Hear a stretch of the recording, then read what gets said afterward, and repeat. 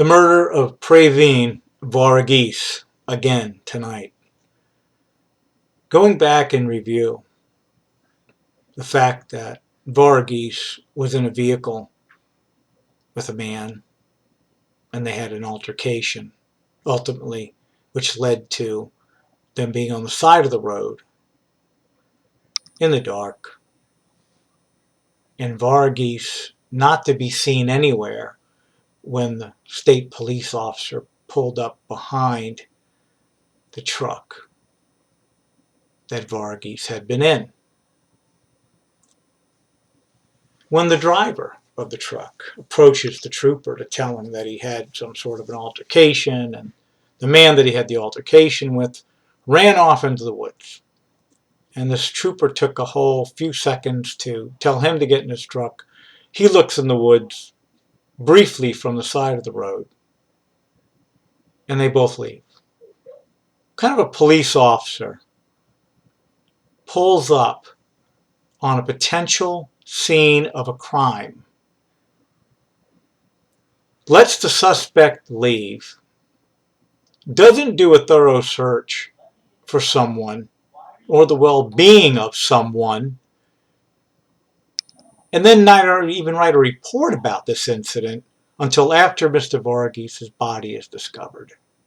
And again, why is it that the police, neither the state police or Carbondale police or anybody, can provide an exact location for the family to view where their son's body was found? I tell you why. Because the trooper screwed up.